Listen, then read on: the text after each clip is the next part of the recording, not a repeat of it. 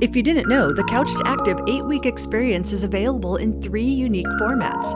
Get our online course for $99 that's independently done by you. Or do one-on-one coaching with me, which is your full VIP program to make sure you're getting it right. And brand new, the Pen Pal experience. Unique, fully pen and paper through the snail mail, you will complete the Couch to Active program. Choose the experience that will help you smile. Hey there, friends, your bad couch guru, Lynn Lindberg. Welcome. Today we are on number 17 out of 20 of our diet series, and we are talking today about, it's all the rage, intermittent fasting. What is it? Why is it important? Who is it good for? Who is it bad for? Is it good at all? Yes, but remember our quotes before we get started. Diet culture is bad for your health. Healthy lifestyle is the goal. Education is power. So that's why it's okay to get educated about all these kinds of diets out there. Remember, how big of an industry is this? $72 to $78 billion, capital B billion dollar industry in the United States alone. Okay, friends, intermittent fasting. Let's take a look at this. And if this is the first episode you've listened to, this is number 17 out of 20 in a series.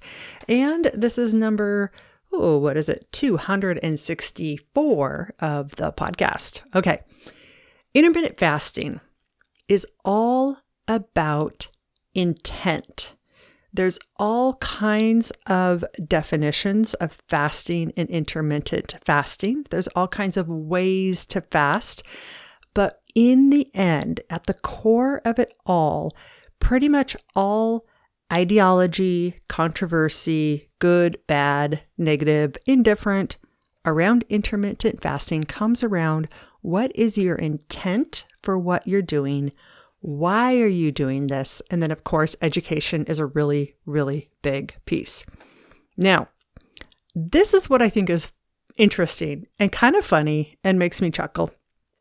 This is one of those that is not new around the sun. In fact, fasting is one of the things that have been around forever. But nowadays, in the United States, when we hear about intermittent fasting, it's really become commoditized as something that is the next new, latest and greatest fad in weight loss and diet industry, diet culture. So let's tease apart some of the layers of the onion here just a little bit.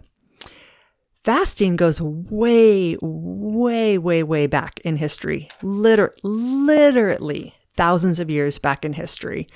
And what we know of history anyway is that fasting tended to be a part of almost every major religion. And even today, fasting is a big part of a lot of religions. I mean, Jesus Christ in their religion does some fasting for different reasons and different kinds of fasts.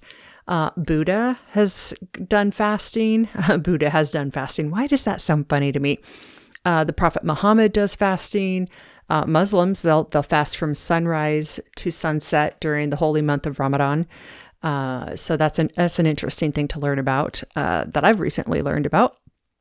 And the Prophet Muhammad also encourages fasting on Mondays and Thursdays of every single week. So it really is everywhere and has been for a long, long, long time. I mean, we can go back to the Greeks and see evidence in history that the Greeks would look at nature to learn about themselves. And one of the things they notice is that when most animals become sick, they don't eat. They go into fasting. And so that was part of the reason why the Greeks back in the day called fasting the, quote, physician within.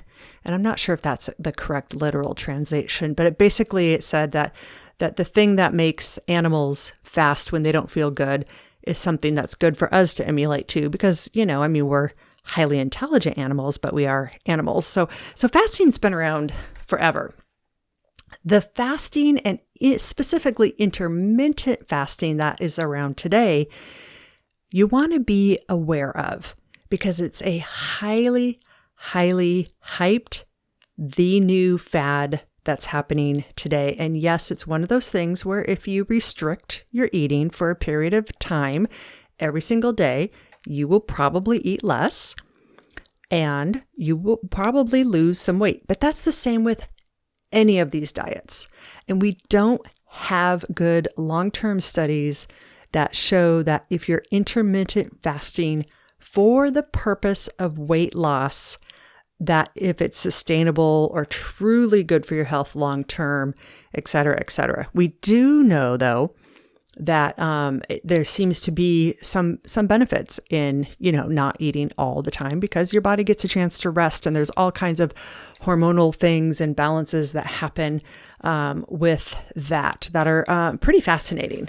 And it could be a part of, balancing your blood sugars and kind of getting your body into ketosis, which is, the ketogenic diet, right? Part of it is eating so that your body can burn fat. And if you have a period where you're not eating at all and you're still being active, your body will burn its reserves in the form of fat and muscle and everything else. But I mean, it's kind of part of the difficult weight loss journey there. So have I done fasting?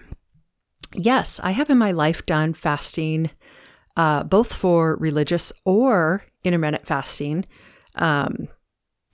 purposes. And I was raised really religious. I'm not so much anymore. And both times I did it for religious reasons. I got sick and threw up the next day. So don't use me as an authority here at all. Not at all. But nowadays, I actually naturally do a lot of intermittent fasting. And it's really kind of become a way of life. I don't even really think about it. I'm just really not hungry before noon most days. And a lot of that has to do with the Holy Grail, right? What's that Holy Grail again? Managing blood sugar.